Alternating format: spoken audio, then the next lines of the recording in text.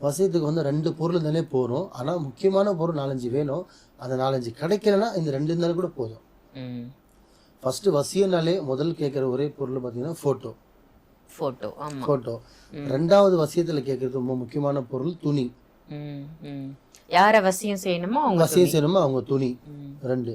3வது முக்கியமா கேட்கறது காலடி மண்ணு. ஓகே. 4வது முக்கியமா கேட்கறது தலைமுடி. ம். இந்த 4 விஷயம் ரொம்ப ரொம்ப ரொம்ப முக்கியமானது.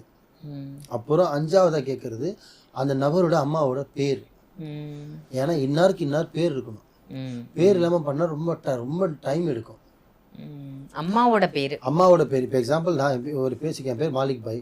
இப்போ நான் ஒரு பெண்ணை வசியம் பண்றேன். அந்த பொண்ணோட பேர் வந்து ஒரு வனிதாவோ அனிதாவோ ஏதோ ஒரு பேர் வச்சுக்கேன். ம். செல்பாவோ ஏதோ ஒரு பேர் வச்சுக்கேன். இப்போ அனிதாக்கு நான் வசியம் ஆகணும்னு சொல்லிட்டு வசியம் எழுதுறேன்னா இந்த உலகத்துல இந்த ஊருக்குள்ள எவ்வளவோ வனிதா இருக்கும். ம். அது எந்த வனிதா கிட்ட நான் அனுப்புற பொருள் போகும். ஓகே. அண்ட் வனிதாக்கு பேர் லக்ஷ்மி, அம்மா பேர் அப்பா பேர்லாம் தெரிஞ்சா நம்ம அனுப்புற பொருள் கரெக்டா வேலை செய்யும். ம். இதுதான் ரியல். ஸோ அதனால அம்மா பேர் ரொம்ப முக்கியம். ம். இந்த 5 பொருளும் தான் எப்படிப்பட்ட ஆளையும் வசியம் செய்ய முடியும். சில ராசிக்காரனுக்கு மட்டும்தான் வசியம் பண்ண முடியாது. அது எந்த ராசின்னு நான் சொல்ல மாட்டேன். ஏன்னா அது சொன்னா அவங்களுக்கு ரொம்ப கெத்தாயிடும். நான் இந்த ராசிக்காரன் என்னை வசியமே பண்ண முடியாதுன்னுவா. அதனால ஒரே ஒரு ராசி இருக்கு. அந்த ராசிக்காரனுக்கு மட்டும் நீங்க வசியமே பண்ண முடியாது.